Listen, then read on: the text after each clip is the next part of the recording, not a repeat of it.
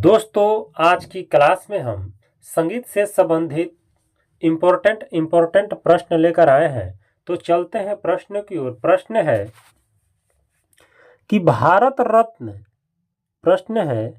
भारत रत्न निम्नलिखित में से किसे प्रदान किया गया है? तो पंडित भीमसेन जोशी।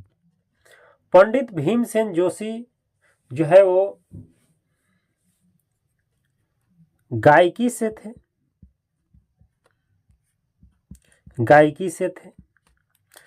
अनकही,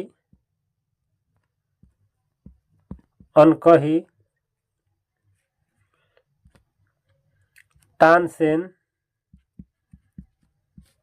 आदि पिक्चर में इनका जो है वो संगीत भी है।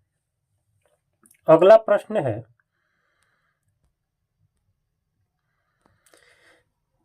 कि भारतीय संगीत में कुल स्वर कितने हैं? भारतीय संगीत बोले या उत्तर भारतीय बोले या उत्तर भारतीय संगीत। उत्तर भारतीय संगीत भी इन भारतीय संगीत को ही बोला जाता है। तो कुल स्वर जहां कह देगा वहां हम कितना कहेंगे? तो कुल स्वर कितने थे? तो 12 थे, जिसमें 7 शुद्ध थे, 5 विकृत थे।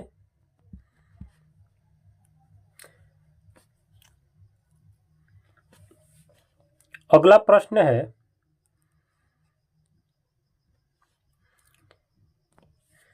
उत्तर भारतीय संगीत में कुल विकृत स्वरों की संख्या कितनी है?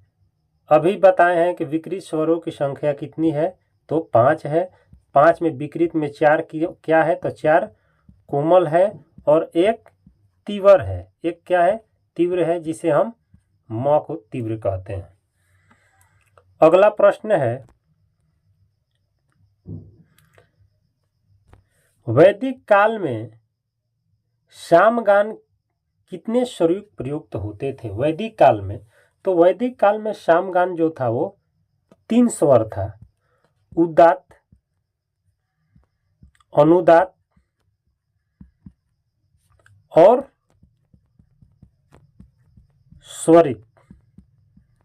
उदात्त, अनुदात्त और स्वरित 3 ही स्वर प्रयुक्त थे। अगला प्रश्न है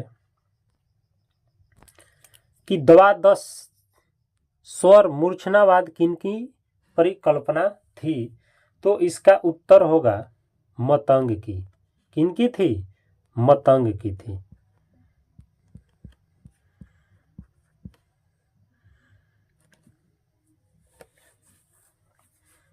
अगला प्रश्न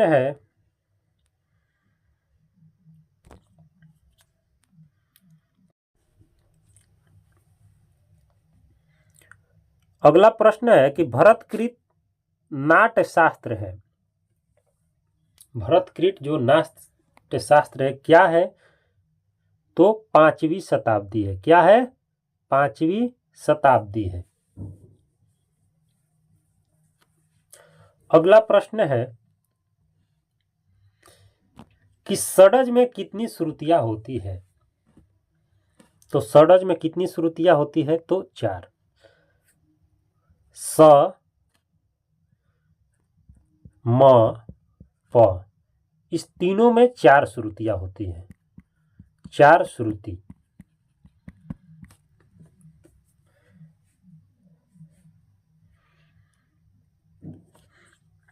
अगला प्रश्न है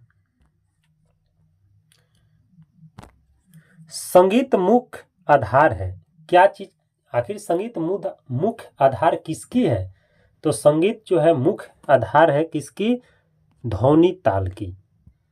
ध्वनि और ताल की। संगीत किसे कहते हैं? संगीत किसे कहते हैं? गायन, वादन और नृत्य तीनों सम्मिलित रूप को कहते हैं। तीनों के सम्मिलित रूप को क्या कहते हैं? संगीत कहते हैं। अगला प्रश्न है संगीत चित्रकला तथा काव्य में निम्नलिखित में से कौन सा समान है? तो कौन सा समान है? तो शब्द जो है वो समान होता है। अगला प्रश्न है,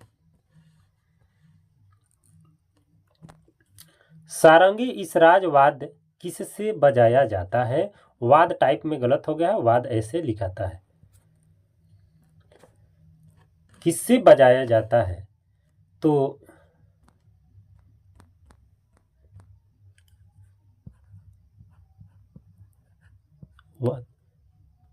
गज से नहीं, जावा से नहीं, हथौड़ा से तो बिल्कुल नहीं बजेगा। तो इसका उत्तर होगा, क्या होगा इसका उत्तर? सॉरी,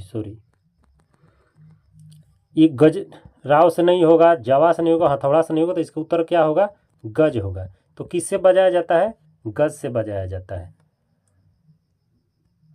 जो इस तरह से होता है।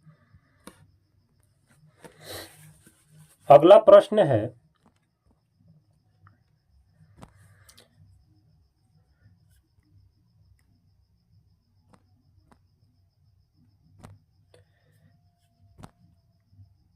संगीत रिसर्च एकेडमी किस शहर में है? संगीत रिसर्च एकेडमी किस शहर में है? तो मुंबई में नहीं है, कोलकाता में नहीं है, चेन्नई में भी नहीं है, तो कहाँ है? दिल्ली में है। कहाँ है? दिल्ली में। अगला प्रश्न है कि गमक के कुल प्रकार हैं। गमक के कुल कितने प्रकार हैं? तो 7 तो है नहीं, 12 भी नहीं है, 14 भी नहीं है, कितना है? 15 है। तो गमक के कुल प्रकार कितना है? 15 गमक होता है, 15 गमक। अगला प्रश्न है, सितार में अनुनाद के लिए किन तारों का प्रयोग होता है? तो अनुनाद के लिए तारों का प्रयोग होता है, बाज के तार का नहीं होता है, तरब के तार नहीं होता है, चिकारी तार नहीं है, तो होता कौन है? तो जोड़ी का तार, जोड़ी का तार, जोड़ी का तार। अगला प्रश्न है कि दक्षिण पद्धति का तिलाना किसे साम्य रखता है? पद्धति किसे साम्य रखता है? तो पद्धति जो है किसे साम्य रखता है? तो तराना। किसको रखता है? तराना को रखता है। अगला प्रश्न है,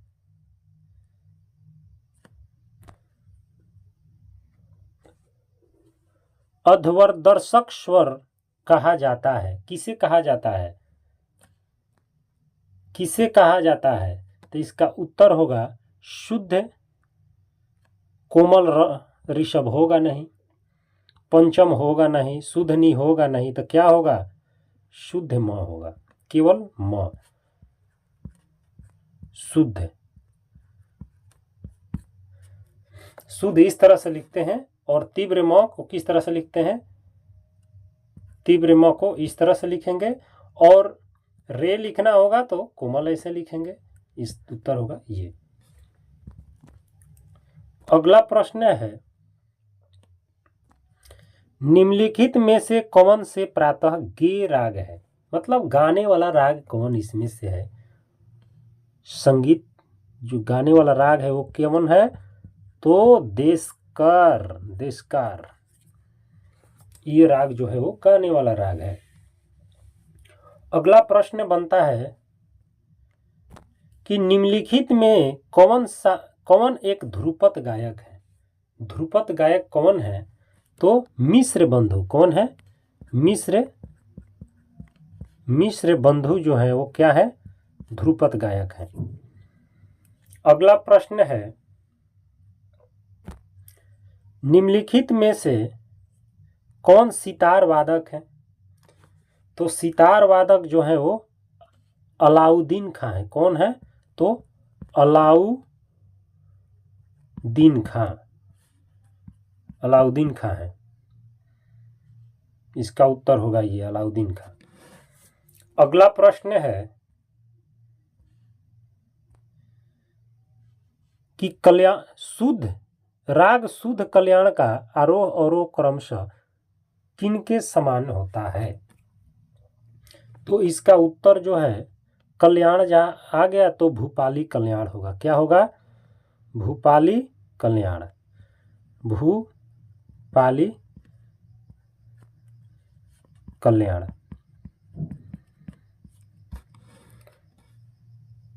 अगला प्रश्न है,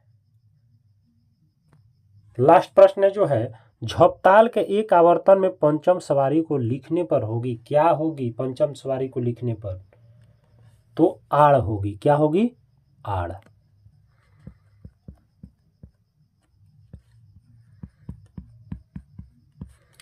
तो दोस्तों आज की क्लास हम इतना ही प्रश्नों से समाप्त करते हैं। आप लगातार मेरे चैनल पर बने रहें और खूब ध्यान से पढ़ें लिखें ताकि बीपीएससी टीआरई 4 में आप लोग का सिलेक्शन हो जाए। बार बार ऐसा मौका नहीं मिलेगा। धन्यवाद।